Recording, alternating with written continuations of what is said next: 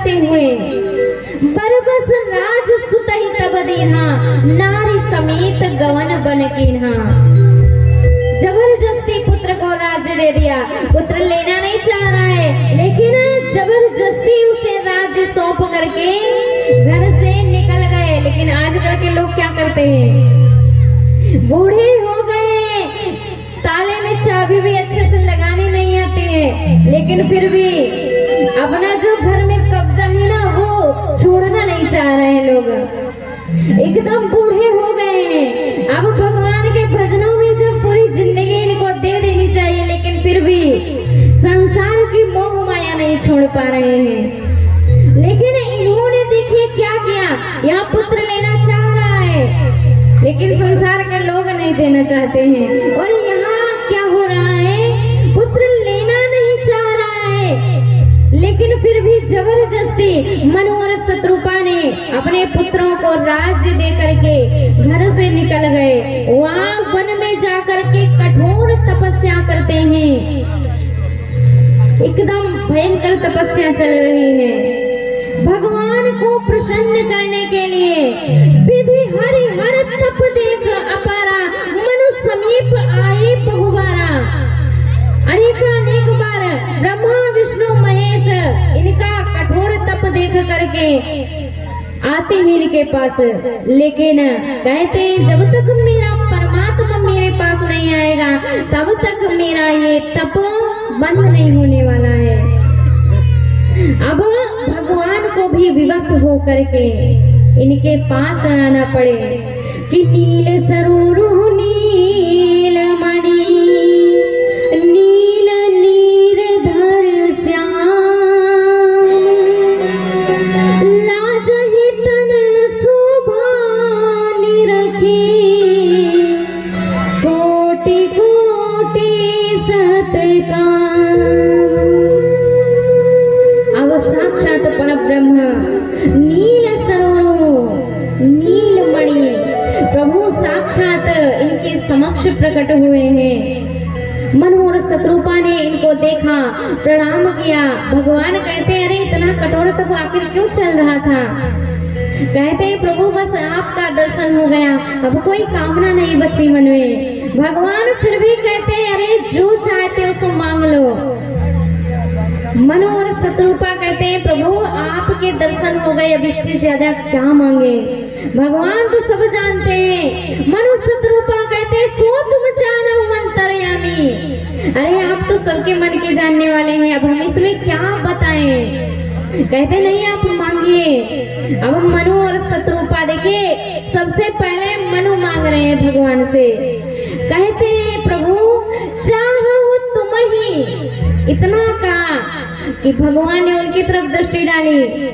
कहते चाहो तुम ही समान सुत, प्रभु मैं चाहता हूँ कि मुझे भी आपके समान पुत्र प्राप्त हो।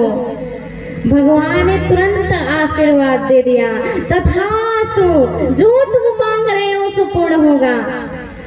मनु ने तो मांग लिया। मैया शत्रुपा के पास प्रभु जाते हैं, कहते देवी आप भी मांग लीजिए। मैया कहती है अरे स्वामी क्या मांगे?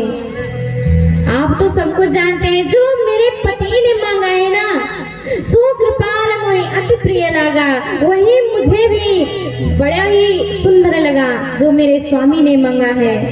कहते हैं नहीं देवी आप भी कुछ न कुछ मांग लीजिए। मैया शत्रुपा तो भक्ति का वरदान मांग लेती हैं। कहती है प्रभु जब तक आप मेरे जीवन में रहें तब तक का मेरा जीवन दे दीजिए। अब मनु ने देखा इधर कि अरे मैया ने तो बड़ा सुंदर वरदान मांगा है। मनु एक बार फिर से कहते हैं भगवान से कि स्वामी मुझे कुछ और चाहिए। क्या कहते हैं अब मनु? कहते हैं प्रभु मुझे एक वरदान और दीजिए। कौन सा वरदान? कहते हैं मुझे ऐसा वरदान दीजिए कि मैं आपको पुत्र के रूप में तो चाहता हूँ, लेकिन मेरा जीवन उतना ही देना जितने जीवन में आप मेरे साथ रहना, उसके अलावा मुझे कुछ नहीं चाहिए। यदि आप मुझे छोड़ करके गए तो फिर उसी समय मेरी मृत्यु लिख देना। उसके बाद का मुझे जीवन नहीं चाहिए। कहते हैं मनु कि मनी बिनु पानी जीवी, जल बिनु मीना, मनी बिनु पानी जीवी, जल बिनु मीना, मम जीवन सीमित माही अहीना, मम जीवन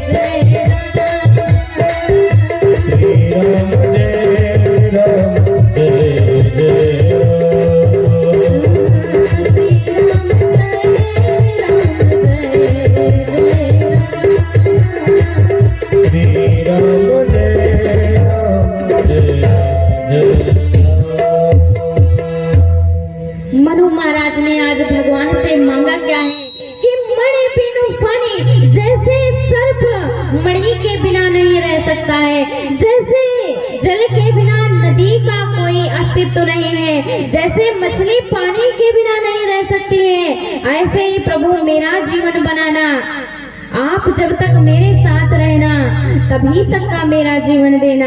और देखिए यही मनु और शत्रुपा आगे चल करके अभी अयोध्या नगरी में महाराज दशरथ और कौशल्या के रूप में अवतरित होंगे वहां पर। यही कारण था, देखिए इसी जन्म में मनु और शत्रुपा के रूप में ही महाराज दशरथ प्रभु से मांग लेते हैं। यही कारण था कि जब भगवान श्री राम जी 14 वर्षों के लिए वनवास पर चले जाते हैं, उसी समय महाराज दशरथ अपने प्राण त्याग देते हैं, क्योंकि उन्होंने इसी जन्म में भगवान से ये वरदान मांग लिया है कि प्रभु मुझे जीवन इतना ही देना जितने जीवन में आप मेरे साथ में रहना।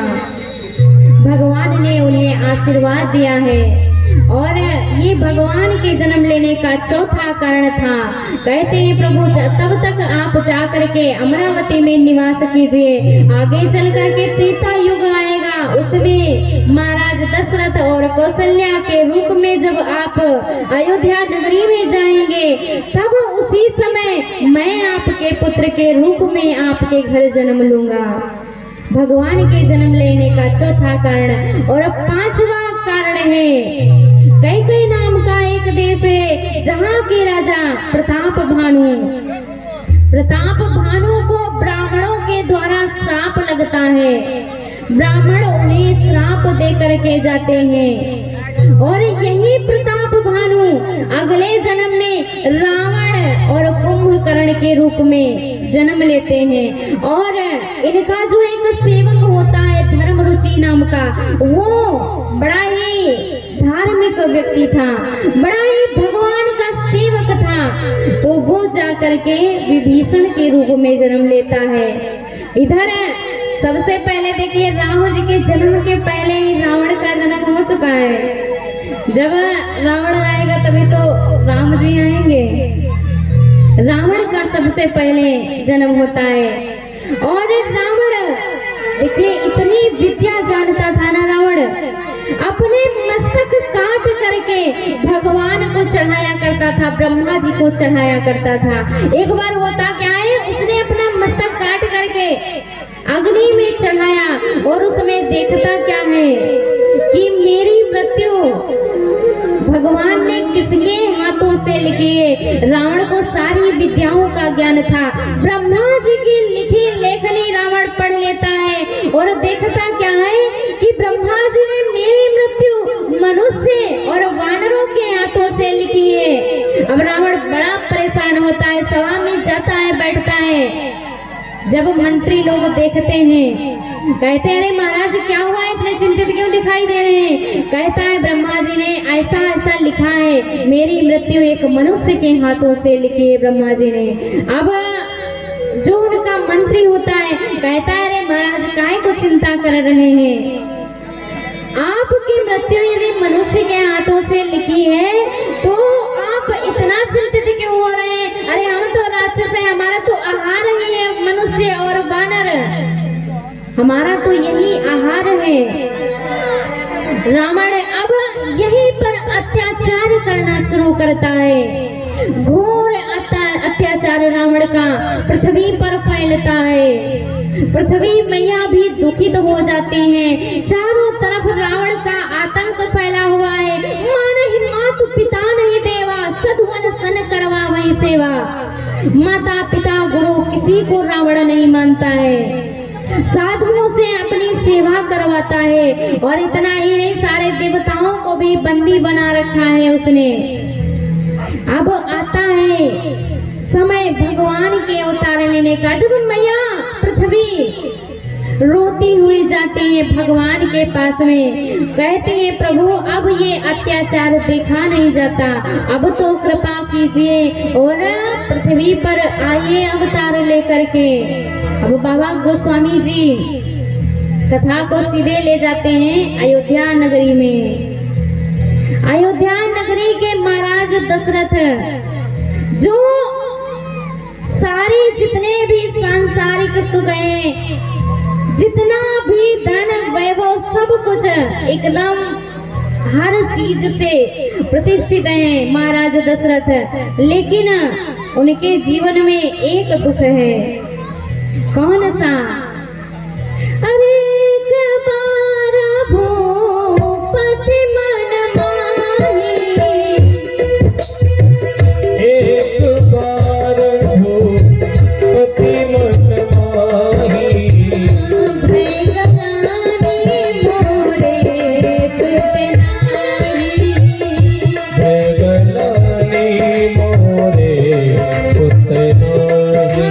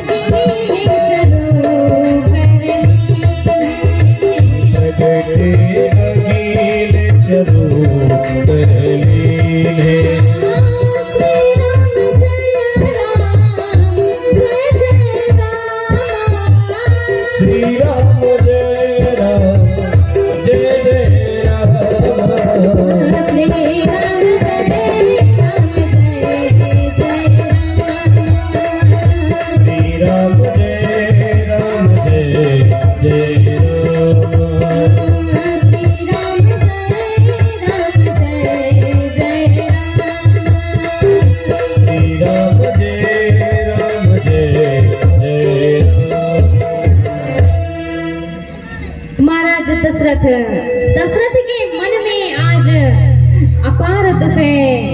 क्यों दुख है? एक बार भूपति मन माई, भय गलानी मोरे सुत नाही, अर्थात मेरे कोई पुत्र नहीं है। यही गलानी आज महाराज दशरथ के मन में जब होती है, और ऐसे ही नहीं होती है, ये भी देवताओं की रची हुई एक माया है। ऐसे ही महाराज दशरथ के मन में कुछ भी नहीं आता है। कहते महाराज दशरथ उस समय के ऐसे राजा थे कि देवताओं की जब सभा लगती थी ना, उसमें भी महाराज दशरथ जाया करते थे। ऐसे ही एक सभा लगी हुई थी, सभा में महाराज दशरथ गए हुए थे, और जैसे ही सभा से वापस आते हैं, महाराज दशरथ को रास्ते में ही नारद मुनि मिल जाते हैं। कहते हैं, प्रभु एक बात बताइए, आप जिस आसन पर बैठते हैं वो आसन आपके आने के बाद शुद्ध क्यों किया जाता है? अभी हम देख करके आए हैं कि जिस आसन पर आप बैठे थे उसे बढ़िया धोया जा रहा है। कहते हैं महाराज दशरथ, अरे नहीं, ऐसी बात नहीं है। अरे महाराज, ऐसी ही बात है, आपको यकीन नहीं होता आप जा करके देख लीजिए। महाराज दशरथ फिर से सभा में पहुंचते हैं तो सही बात वही देखते हैं जो नारद जी ने बताया। पूछते हैं, कहते हैं ऐसा क्यों किया जा रहा है? अब देवता इसी अवसर का तो इंतजार कर रहे थे, जब महाराज दशरथ पूछेंगे तब तो बताएंगे।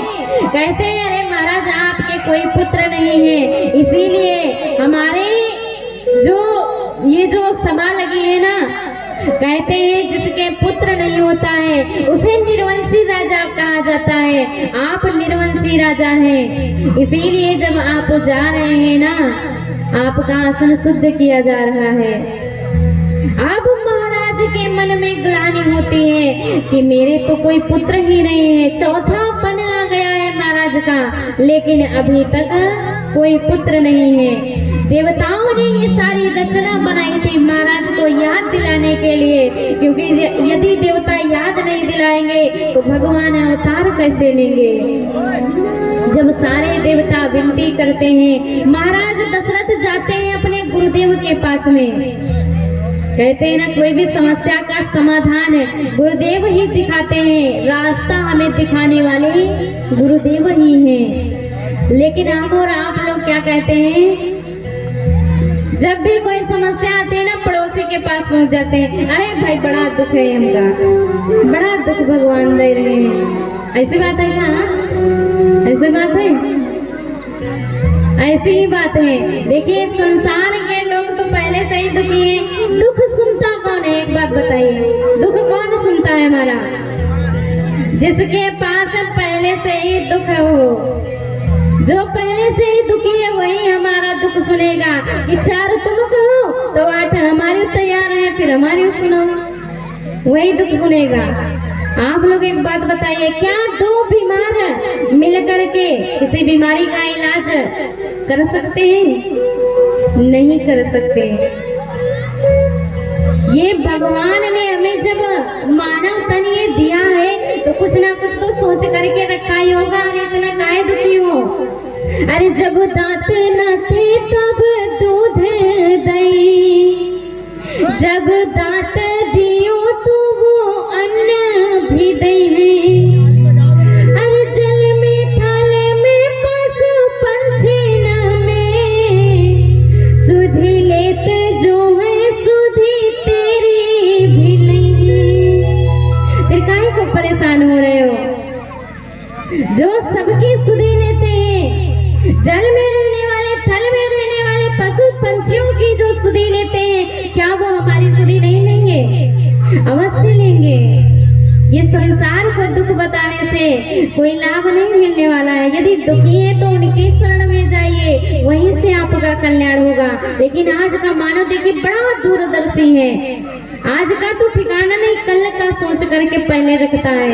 एक बार होता क्या है, एक आदमी ट्रेन की पटरी पर गया मरने के लिए, ट्रेन की पटरी पर लेटा है मरने के लिए। अब 2-4 लोगों ने उसे देखा, कहते हैं, अरे भैया यहाँ क्यों लेटे हो? कहता है, बड़ा जीवन से दुखी हूँ, अब मुझे ये जीवन नहीं चाहिए, मैं इस जीवन को त्यागना चाहता हूँ। लोगों ने समझाया, कहते हैं, अरे भैया ये मानव तन बड़े मुश्किल से प्राप्त होता है, ऐसे काहे को गंवाए दे रहे हो? अरे कुछ तो सोचो, चलो भैया वापस चलो। लोग समझाते हैं, लेकिन तभी एक व्यक्ति की दृष्टि जानती है, उसके जो उसने वो लेटा था ना, नीचे सिरहाने उसने कुछ लगा रखा था, बड़ा इतना मोटा।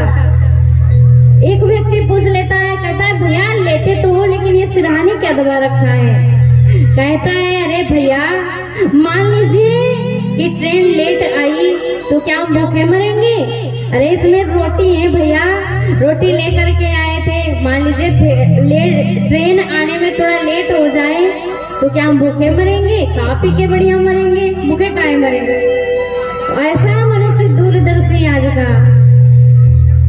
महाराज दशरथ पहुंचते हैं गुरुदेव के पास में। महाराज दशरथ गुरुदेव के सामने रो रहे हैं बैठ करके, लेकिन गुरुदेव बढ़िया प्रसन्न हंस रहे हैं। क्यों?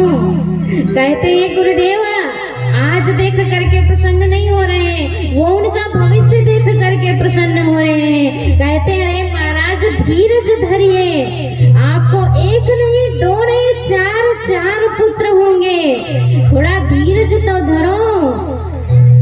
एक बार भगवान कन्हैया से अर्जुन ने पूछा, कहते हैं प्रभु कोई ऐसा शब्द बताइए जिसे कोई रोता हुआ व्यक्ति पढ़े तो मुस्कुराने लगे, और यदि कोई हंसता हुआ व्यक्ति पढ़ ले तो वो रोने लग जाए, उदास हो जाए। कोई ऐसा शब्द बताइए।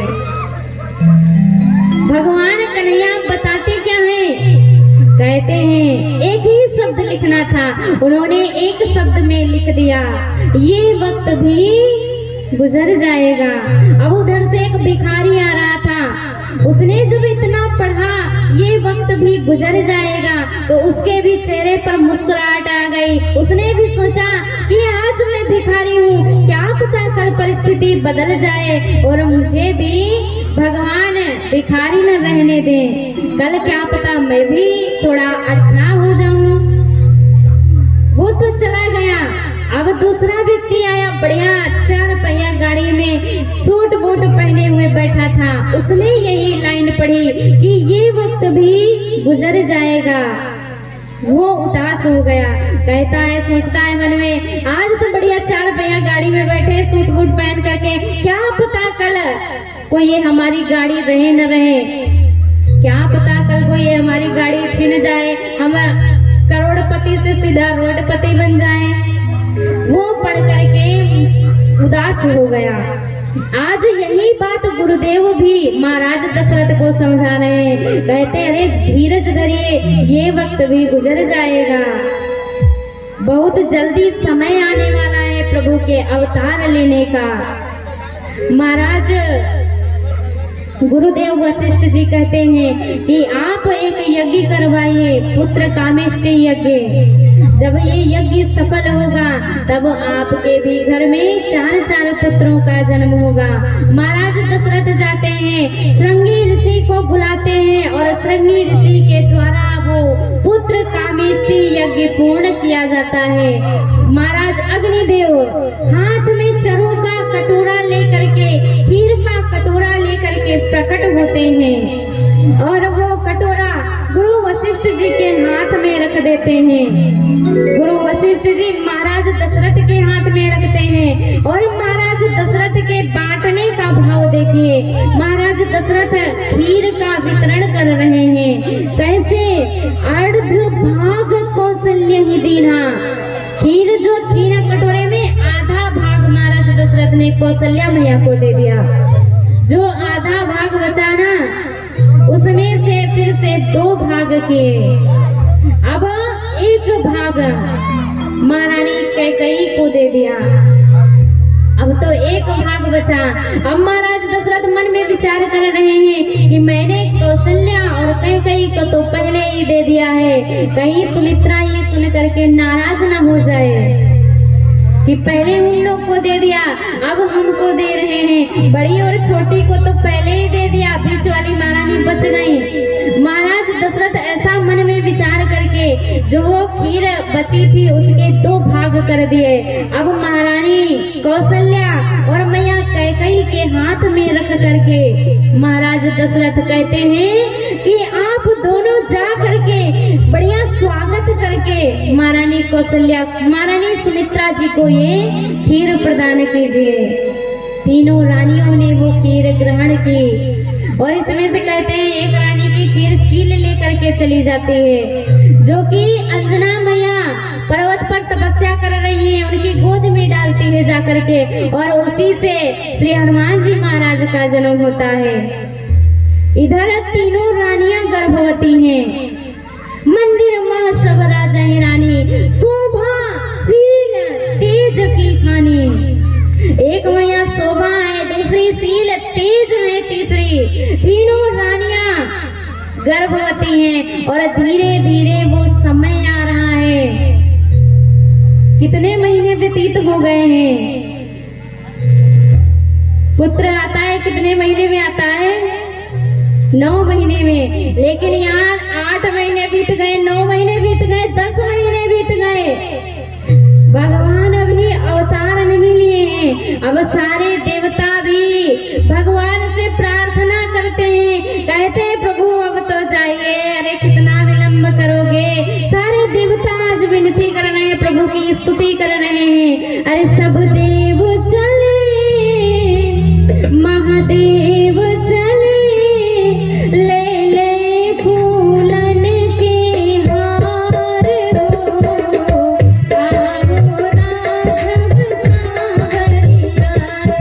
देव चले, महादेव चले, ले ले फूलन के हार रे, आओ राघव सांवरिया। सब देव चले, महादेव चले, ले ले फूलन के हार हो, आओ राघव सांवरिया। सब देव चले, महादेव चले, ले ले फूलन के हार रे, आओ राघव सांवरिया।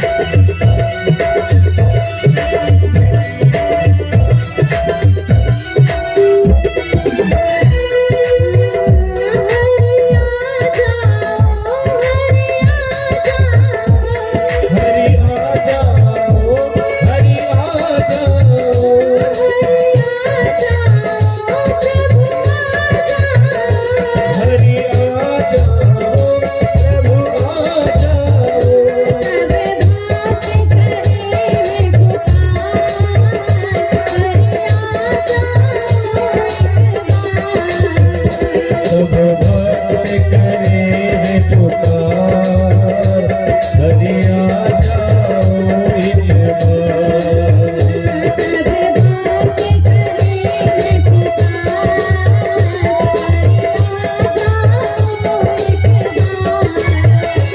सब भक्त करे है पुकार, हरि आ जाओ एक बार।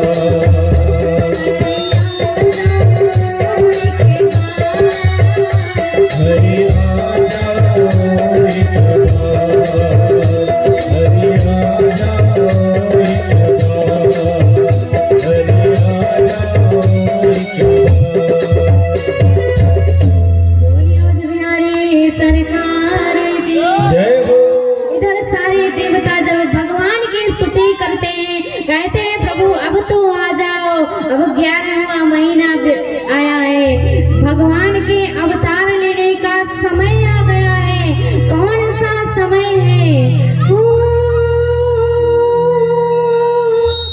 नवमी तिथि मधु मास पुनीता,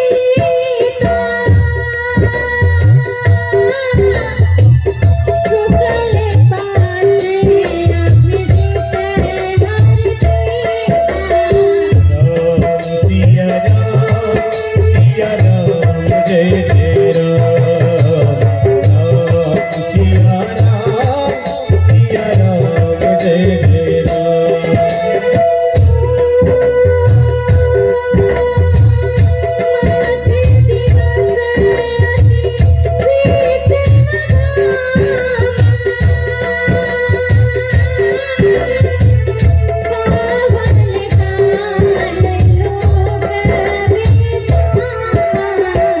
राम सिया राम जय जय राम, राम सिया राम जय जय